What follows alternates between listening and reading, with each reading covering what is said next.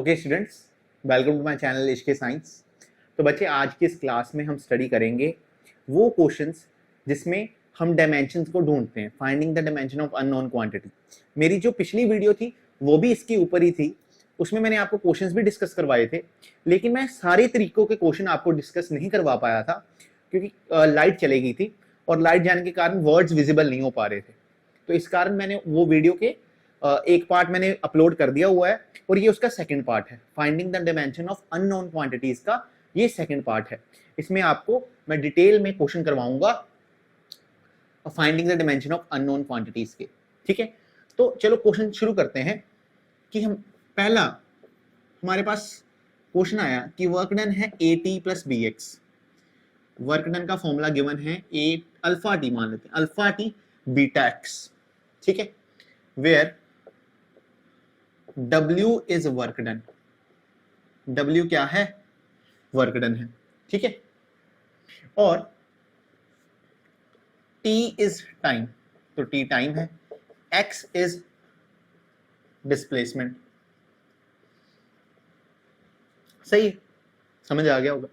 तो आपसे पूछा गया है what are dimensions of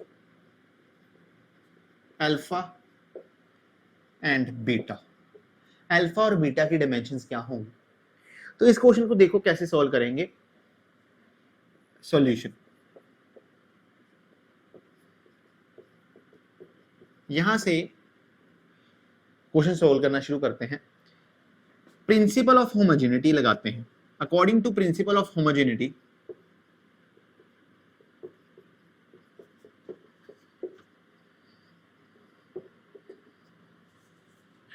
principal of homogeneity से हम ये कह सकते हैं ये दोनों क्या हो रहे हैं? ऐड। तो दो फिजिकल क्वांटिटीज अगर ऐड हो रही हैं तो उनके डायमेंशन भी क्या होंगी? सेम। तो अपन एक कंक्लूजन तो ये दे सकते हैं कि dimensions of AT is equal to dimension of beta alpha T equal to dimension of beta X. तो एक कंक्लूजन तो ये निकल गई। और दूसरा ये है कि ये पूरी फिजिकल क्वांटिटी वर्क डन के साथ इक्वेट हो रही है। तो ये पूरी फिजिकल क्वांटिटी वर्क डन के साथ इक्वेट हो रही है। तो मेरे को यहाँ पर पता है यहाँ पर क्या आएगा? Dimension of work done. और अगर डायमेंशन ऑफ वर्क डन मेरे को चाहिए, ठीक है, तो इसकी भी डायमेंशन किसके बराबर होनी चाहिए? वर्क डन के। और इसकी भी डायमेंशन किसके बराबर होनी चाहिए? वर्क डन के। तभी वर्क डन की डायमेंशंस ऐड होंगी और वर्क डन के बराबर आएंगी। मैंने क्या कहा कि प्रिंसिपल ऑफ होमोजेनिटी क्या कह रहा है कि इन दोनों की डायमेंशन तो सेम हो जाएगी, क्योंकि यहाँ पर क्या आया है? प्लस आया है। जब भी दो फिजिकल क्वांटिटीज प्लस होती हैं ऐड होती हैं तो उनकी डायमेंशन क्या होती है? सेम होती है। तो मैंने कहा इसकी डायमेंशन इसके बराबर है। अब दूसरी बात मैंने क्या कही कि यहाँ पर हमारे पास क्या है? Work done. तो यहाँ पर वर्क डन है, तो यहाँ पर वर्क डन कैसे आएगा? डायमेंशन ऑफ वर्क डन कैसे आएंगी? वो तभी आ सकती हैं जब इसकी भी डायमेंशन वर्क डन के बराबर हो और इसकी भी डायमेंशन वर्क डन के बराबर हो, क्योंकि डायमेंशन सेम डायमेंशन ऐड करेंगे तो वही डायमेंशन क्रिएट करेंगे। वर्क डन में वर्क डन की डायमेंशन ऐड होगी तो आंसर भी किसमें आएगा? वर्क डन की डायमेंशन में।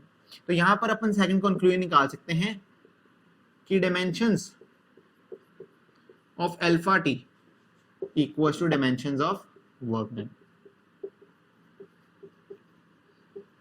तो यहां से अपन का सेकंड कंक्लूजन निकल गया कि यहां पर सर वर्क डन की डायमेंशन है, तो यहां पर अगर वर्क डन की डायमेंशन चाहिए तो इसकी भी वर्क डन की डायमेंशन, इसकी जो ये फिजिकल क्वांटिटी है इसकी डायमेंशन भी वर्क डन के बराबर होंगी और इसकी डायमेंशंस भी वर्क डन के बराबर होंगी। तभी ये वर्क डन दोनों डायमेंशंस ऐड होके वर्क डन के बराबर आएंगे। तो alpha into T dimension of work done.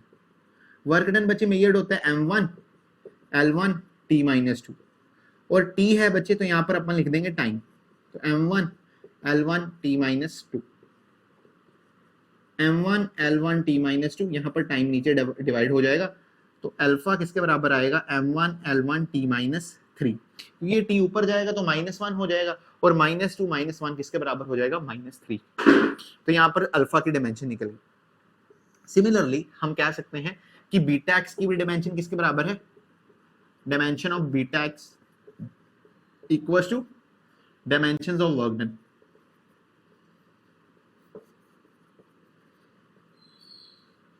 तो यहां पर आ जाएगा बीटा इंटू एक्स और इसकी डायमेंशन किसके बराबर है? M1 L2। यहाँ पर वर्क डन की डायमेंशन मैंने गलत लिखी है, M1 L2 आएगा यहाँ पर, M1 L2। ठीक है, और ये t ऊपर चला गया तो t माइनस 3, और यहाँ पर कितना आ जाएगा m1 L2 t माइनस 2, और यहाँ पर x है तो x डिस्प्लेसमेंट है तो L लगा दिया m1 L2 t माइनस 2, और L नीचे जाएगा बच्चे तो कितना आ जाएगा m1 L2 t minus 2 upon L, तो एक L कट गया तो m1 L1 t माइनस 2। ठीक है, तो मेरे को लगता है तुम्हें ये पूरी बात समझ लग गई होगी। ठीक है, अभी कभी ऐसा भी क्वेश्चन आ सकता है कि अल्फा और बीटा को आइडेंटिफाई करो, अल्फा और बीटा को आइडेंटिफाई करो कि ये कौन सी फिजिकल क्वांटिटी है। तो आपने डायमेंशन देखी, इसकी dimension m1 L2 t minus 3, तो इसके डायमेंशन से अपन अंदाजा लगा सकते हैं कि ये क्या है, पावर होगी। और आपने एक देखा यहाँ पर बीटा, ये है m1 L1 t माइनस 2, तो ये डायमेंशन फोर्स की होती है। तो यहाँ से हमें पता चल गया कि अल्फा हमारी पावर थी और बीटा हमारी फोर्स थी। ये क्वेश्चन जनरली आपसे नहीं पूछा जाएगा, पर आपको फिर भी पता होना चाहिए कि आप कैसे इसको निकाल सकते हैं। आपने देखना है कि हाँ जी भी ये डिमेंशन किसकी आई है, तो जिस फिजिकल क्वांटिटी की वो डिमेंशन है वही वो फिजिकल क्वांटिटी होगी। तो ये किसकी थी, पावर की डिमेंशन, तो अल्फा क्या है हमारा पावर।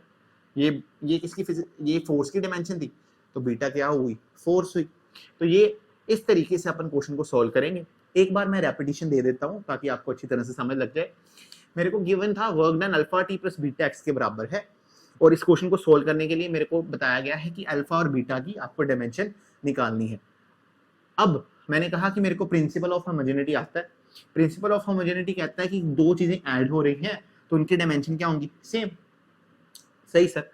अभी यहाँ पर सर लेफ्ट हैंड साइड पे वर्क डन है, तो वर्क डन की डायमेंशन अगर इस साइड पे चाहिए तो इसकी भी डायमेंशन वर्क डन के बराबर होनी चाहिए, और अगर इसकी डायमेंशन वर्क डन के बराबर तो इसकी अपने आप ही किसके बराबर हो जाएगी, वर्क डन के बराबर। तो मैंने इन दोनों को अलग अलग वर्क डन के साथ इक्वेट करा दिया, और फिर मैंने इनमें यहाँ पर टी की डायमेंशन पुट की तो अल्फा निकाला, बी की एक्स की डायमेंशन पुट की तो यहाँ पर बीटा निकाला, और मेरे को पता चला कि जो अल्फा है उसकी डायमेंशंस पावर के बराबर है तो अल्फा हमारा पावर होगा, और बीटा की जो डायमेंशन है वो फोर्स के बराबर है तो बीटा हमारी फोर्स होगी। ठीक है, मेरे को लगता है तुम्हें इतना समझ लग गया होगा। इसको अगर आप नोट करना चाहते हो तो नोट कर लो, फिर अपन और डिफिकल्ट क्वेश्चंस पे जाते हैं। तो चलिए नेक्स्ट क्वेश्चन करते हैं। नेक्स्ट क्वेश्चन क्या कह रहा है कि the position of a particle at any time T, किसी टाइम टी पे पार्टिकल की पोजीशन इस फॉर्मूले से रिप्रेजेंट हो रही है, is given by relation, this is the position coordinate, ये एक्स कोऑर्डिनेट है टाइम के साथ, फॉर्मूला है v not by alpha 1 minus C minus rest पर माइनस अल्फा टी, और यहाँ पर बताया गया है कि v नॉट कोई कांस्टेंट है, v नॉट कोई कांस्टेंट होगा, अल्फा ग्रेटर देन 0 है, find the dimension of v not and alpha if c is some constant. आपको v नॉट और अल्फा की डायमेंशन पता करनी है अगर c कोई कांस्टेंट है। तो इस क्वेश्चन को सॉल्व करेंगे। तो एक बार क्या है कि आपको पोजीशन डिस्प्लेसमेंट आपको x कोऑर्डिनेट बताया गया है विद रिस्पेक्ट टू टाइम, वो होगा v not by alpha 1 minus C alpha T. अभी ये पूरा क्लियर हो गया होगा मेरे को लगता है आपको, v नॉट और अल्फा कोई कांस्टेंट्स हैं और c भी कोई कांस्टेंट है। तो उन्होंने पूछा है कि v नॉट और अल्फा की डायमेंशन बताओ। अभी जो सबसे पहले मेरे को समझ आता है यहाँ पर c की पावर माइनस अल्फा टी, तो कांस्टेंट की पावर है कुछ, ठीक है, और पावर्स हमेशा किसमें होती है, नंबर्स में। तो आपने कहना है powers are always in numbers, ठीक है, तो पावर हमेशा किसमें होती है, कोई नंबर में होती, ठीक है। तो नंबर्स आर डायमेंशनलेस,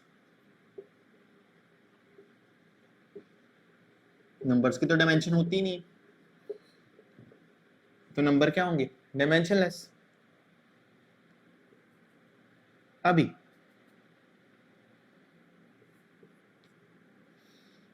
आपको एक बात पता चल गई कि ये अल्फा टी एक नंबर है, और अल्फा टी अगर एक नंबर है तो इसकी डायमेंशन कितनी होगी, m0 L0 T0, क्योंकि नंबर्स की डायमेंशन बिल्कुल होती ही नहीं है। तो इसमें टाइम की डायमेंशन आप पुट कर लो, तो m0 L0 T0, तो यहां से अल्फा की वैल्यू आपको मिल जाएगी m0 L0 T0 upon T rest पर, तो m0 L0 टी रेस्ट पर -1। तो मेरे को लगता है तुम्हें इतनी बात समझ लग गई होगी कि अल्फा कैसे सॉल्व किया। अल्फा को सॉल्व करने के लिए मैंने क्या कहा कि ये तो पावर है और पावर एक डायमेंशनलेस क्वांटिटी होती है, तो उसकी तो डायमेंशन होगी नहीं, तो इसको डायमेंशनलेस क्वांटिटी है तो इसके साथ इक्वेट कर दो तो अल्फा अपना आराम से निकल आएगा। अभी सर मेरे को उन्होंने वी नॉट की भी पूछी हुई है, तो मैंने कहा आप इसका एक सेकंड रिलेशन लिखो, V not by alpha 1 minus C alpha T. तो यहाँ पर अगर इस रिलेशन को अगर ध्यान से देखते हो तो यहाँ पर क्या है 1 और यहाँ पर कोई फिजिकल क्वांटिटी होगी, कोई कांस्टेंट, ठीक है। तो कांस्टेंट ये सब 1 से सब्ट्रैक्ट हो रहा है, ठीक है। 1 की डायमेंशन कोई नहीं है, 1 इज डायमेंशनलेस, 1 क्या है डायमेंशनलेस। तो प्रिंसिपल ऑफ होमोजेनिटी क्या कहता है, दो चीजें अगर सब्ट्रैक्ट हो रही हैं तो उन दोनों की क्या होगी, सेम डायमेंशन होगी। तो c raise to power minus alpha t is also dimensionless. मैंने क्या कहा, मैंने कहा ये अगर इस एक्सप्रेशन को ध्यान से देखो तो यहाँ पर आता है 1 minus C raise to power minus alpha T, तो ये 1 से सब्ट्रैक्ट हो रहा है और 1 एक डायमेंशनलेस क्वांटिटी है।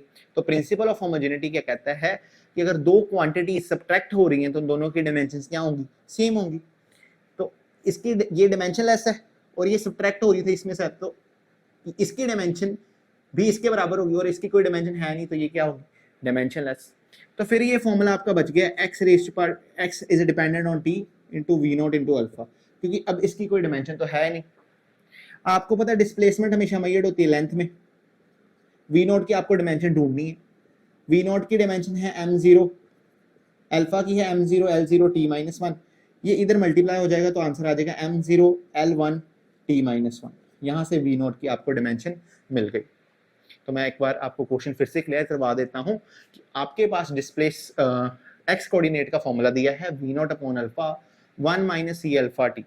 तो मेरे को ये बताया गया है कि ये एक पावर है, तो पावर नंबर्स में होगी ना, पावर्स क्या होगी नंबर में, तो जब पावर नंबर में होगी तो नंबर क्या होगी, एक डायमेंशनलेस क्वांटिटी।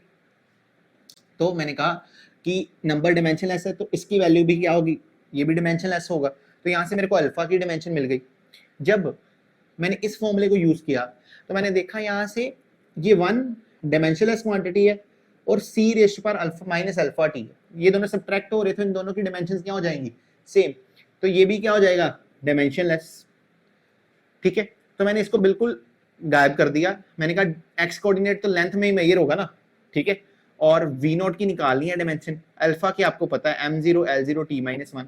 इस टाइम से कंफ्यूज मत हो जाना, ये बता रहा है कि जो x है वो टाइम पे डिपेंडेंट है, x is dependent upon time, तो x मेजर तो लेंथ में ही होगा ना। तो यहाँ से आपने वी नॉट की डायमेंशन भी निकाल ली। अगर आप इसको नोट करना चाहते हो तो नोट करिए, फिर अपन अगले क्वेश्चन की तरफ चलते हैं।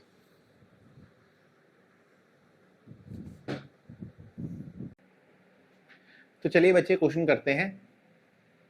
क्वेश्चन है कि आपके पास इक्वेशन ऑफ वेव गिवन है, the equation of a wave is given by y equals to a sin omega x by v minus K, x by v minus K, ठीक है। x क्या है और यहाँ पर बताया गया ओमेगा एंगुलर वेलोसिटी है और v क्या है लीनियर वेलोसिटी। आपसे पूछा है डायमेंशन ऑफ k, आपसे क्या पूछा है डायमेंशंस ऑफ k पूछा है। तो y equals to a sin omega x by v minus क्या आ जाएगा, k आ जाएगा। अभी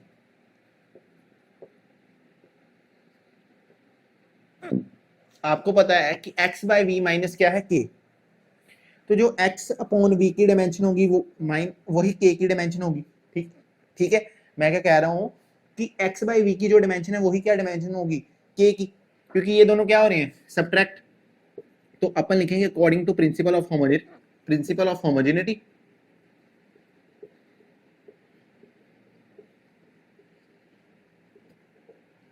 ऑफ होमोजेनिटी के थ्रू अपन ये बता सकते हैं कि जो इसकी डायमेंशन है वही इसकी डायमेंशन है, क्योंकि प्रिंसिपल ऑफ होमोजेनिटी ये कहता है कि अगर दो चीजें सब्ट्रैक्ट हो रही हैं, ठीक है, थोड़ी सी हिचकी लग गई मेरे को, तो दो चीजें सब्ट्रैक्ट हो रही हैं तो उन दोनों की डायमेंशन क्या होंगी, सेम। तो अपन लिख सकते हैं dimensions of k must be equal to dimensions of x upon v। तो x upon v, x displacement है, v लीनियर वेलोसिटी है, L1 T माइनस 1। तो यहां पर ऊपर L0 हो जाएगा, तो यहां पर डायमेंशन बन जाएगी M0 L0 T rest power 1। तो K की डायमेंशन आएगी T के बराबर। ठीक है बच्चे, मेरे को लगता है तुम्हें समझ लग गई होगी ये वाली बात। ठीक है, अगर इसको नोट करना है तो नोट कर लो, फिर अपन अगले क्वेश्चन पे चलते हैं। बच्चे इस क्वेश्चन को करेंगे। बताया गया है कि पोटेंशियल एनर्जी x के साथ चेंज करती है। The potential energy of a particle varies with the distance x from region, और इस फॉर्मूले के अकॉर्डिंग वेरी करती है। u equals to a root x plus X square plus b, where a and b are dimensional constant. तो आपसे पूछा गया है a और b की डायमेंशन ढूंढो। What is the dimensional formula of a b? तो इस क्वेश्चन को करेंगे। अभी देखिए यहां पर b और एक्स स्क्वायर प्लस हो रहा है। x क्या है? डिस्टेंस। x क्या है? डिस्टेंस। कि हम ये पूछ रहे हैं कि आंसर आपका किस में आएगा, तो लेंथ की स्क्वायर में, अगर लेंथ की स्क्वायर ऐड करोगे तो आंसर आपका लेंथ की स्क्वायर में आएगा, ना कि हम ये पूछ रहे हैं कि आंसर क्या आएगा। अगर आप अपन एल स्क्वायर में एल स्क्वायर ऐड करते तो आंसर आना चाहिए था 2l स्क्वायर। ठीक है, लेकिन ये आंसर आया है मेरे को, मैंने पूछा है कि एल स्क्वायर में एल स्क्वायर ऐड करोगे तो आंसर किस में आएगा, तो आंसर तो एल स्क्वायर के टर्म्स में आता है ना। सही है, तो आंसर क्या आएगा वो नहीं मैटर करता, आंसर किस में आएगा वो मैटर करता है। तो लेंथ की स्क्वायर में अगर लेंथ स्क्वायर ऐड करेंगे तो यहाँ पर बचेगी तो लेंथ स्क्वायर ही। तो मैंने एल स्क्वायर को इधर मल्टीप्लाई कर दिया, एल 1/2 को नीचे ले गया, यहाँ पर हो जाएगा 2 + 2 - 1/2, यहाँ पर हो गया 4 - 1/2। यहाँ मैंने एलसीएम लिया तो 8 - 1/2 दैट इज 7/2 आ गया। और यहाँ पर मैंने ए का फॉर्मूला लिख लिया, बी का फॉर्मूला लिख लिया, दोनों को सॉल्व कर दिया। तो मेरे को लगता है ये तुम्हें समझ लगी होगी। अपन नेक्स्ट क्वेश्चन पे चलते हैं। तो बच्चे अपन नेक्स्ट क्वेश्चन पे चलते हैं। नेक्स्ट क्वेश्चन कह रहा है कि the number of particle n crossing a unit area per unit time is given bye, कोई पार्टिकल्स हैं जो per unit area per unit time में, पर यूनिट एरिया का मतलब किसी एक यूनिट एरिया से, ठीक है, दैट इज चाहे 1 सेंटीमीटर स्क्वायर हो चाहे 1 मीटर स्क्वायर हो, तो यूनिट होना चाहिए। तो 1 सेंटीमीटर स्क्वायर से 1 मीटर स्क्वायर से जो पार्टिकल पास कर रहे हैं 1 सेकंड के अंदर, ठीक है, पर यूनिट टाइम, वो इस एक्सप्रेशन से आते हैं n equal to -d n2 - n1 over x2 - x1। और n1 और n2 क्या है? Number of particles per unit volume, number of particles per unit volume, और x1 x2 डिस्प्लेसमेंट्स हैं। तो आपसे पूछा गया डायमेंशन ऑफ d बताओ। तो कैसे करेंगे इस क्वेश्चन को, पहले आप समझिए ध्यान से। हमें पहले इस n को लिखना पड़ेगा। तो n है क्या? Number of particles per unit area per unit time. तो नंबर की तो कोई डायमेंशन होगी नहीं, पर इस ये पर यूनिट एरिया और ये पर यूनिट टाइम क्रिएट कर देंगे डायमेंशन। तो ये क्या है? नंबर, सपोज कर लीजिए कुछ नंबर था n, per unit area per unit time, तो ये तो डायमेंशन लेस है, इसकी डायमेंशन आ गई m0 l0 t0।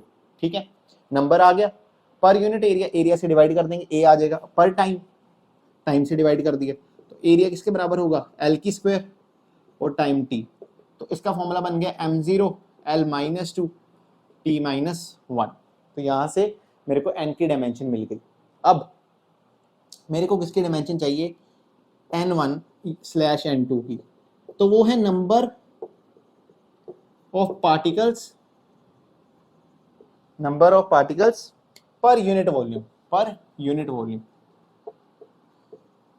अपन उसको ऐसे लिख सकते हैं, n1/n2 को, ये डिवाइड नहीं है, यहां पर मैं बताना चाह रहा हूं इकट्ठे ही n1 और n2 किसके बराबर है?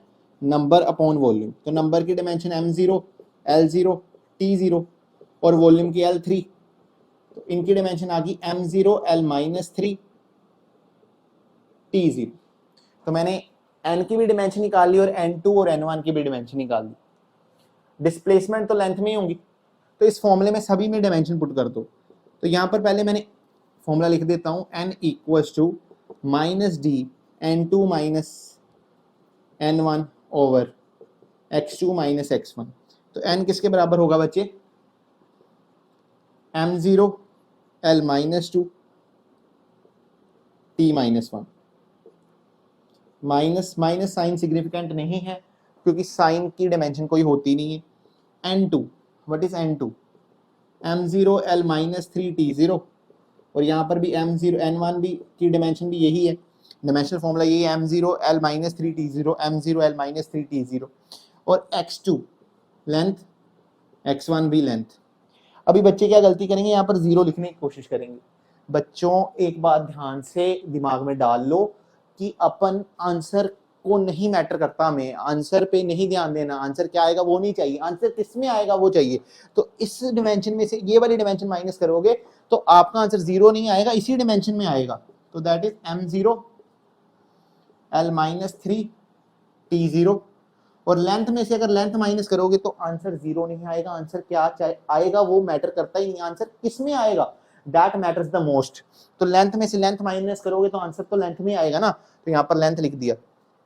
अपन इस क्वेश्चन को आगे करते हैं, शायद मेरे हिसाब से विजिबल ना हो आपको, तो हाँ यहाँ पर विजिबल नहीं है तो मैं यहाँ पर आ रहा हूँ बच्चे, due to lack of space. ठीक है, तो यहाँ पर बन जाएगा formula m0 l-2 t-1 equal to d, और ये वाला बच्चे l ऊपर जाएगा तो क्या बन जाएगा m0 l-4 t0। तो यहाँ पर m0 l-2 t-1 ये डिवाइड हो जाएगा बच्चे m0 l-4 t-1 से, अब ये t0 से, अब -4 ऊपर जाएगा तो बच्चे कितना हो जाएगा m0 -2 + 4, और यहाँ पर -1 ही रहेगा। तो इसकी डिमेंशन आ जाएगी m0 l2 t-1। तो यहाँ पर d की डिमेंशन आ गई हमारे पास l2 t-1, तो d की डिमेंशन क्या आई, l2 t-1। तो ये क्वेश्चन था जिसमें मैंने पहले n की डिमेंशन निकाली, वो क्या था, number of particle per unit area पर यूनिट वॉल्यूम। तो पर यूनिट एरिया ये है, पर यूनिट टाइम, तो नंबर n मान लिया, पर यूनिट एरिया a से डिवाइड कर दिया और टाइम से डिवाइड कर दिया। नंबर की कोई डिमेंशन होती नहीं है, एरिया की डिमेंशन लिख ली, टाइम की डिमेंशन नोट कर ली, तो ये डिमेंशन बन गई। ऐसे ही n1 वो है नंबर ऑफ पार्टिकल पर यूनिट वॉल्यूम, तो नंबर अपॉन वॉल्यूम, इसकी डिमेंशन आ गई। अब इन सारी डिमेंशन को फॉर्मूले में लिख दिया, n की डिमेंशन, n2 की डिमेंशन, n1 की डिमेंशन, x2 और x1 तो लेंथ में ही होंगे। तो मैंने कहा कि अभी ये दोनों सब्ट्रैक्ट हो रहे हैं, तो आपने ये ध्यान नहीं देना कि आंसर क्या आएगा, आंसर किस में आएगा ये मैटर करता है। तो आंसर आएगा इसी में, अगर दो डिमेंशन माइनस करें, सेम डिमेंशन माइनस होती हैं तो वही आंसर आता है, लेंथ में से लेंथ माइनस करेंगे तो लेंथ ही आंसर होगी। तो मैंने क्या किया कि इसको ऊपर ले लिया तो l-4 हो गया, ठीक है, और ये वाला फॉर्मूला ऊपर को लिख दिया। अब इसको नीचे ले आए, ये -4 ऊपर जाके +4 हो गया, तो ये इसकी डिमेंशनल फॉर्मूला आ गया। इसकी डिमेंशन होगी 0, 2 और -1। तो जो पावर होती है वो डिमेंशन होती है, और ये होता है डिमेंशनल फॉर्मूला, DF लिख दिया, डिमेंशनल फॉर्मूला। ठीक है, तो मेरे को लगता है तुम्हें इतनी बात समझ लगी होगी, अगर तुम्हें नोट करना है तो नोट कर लो।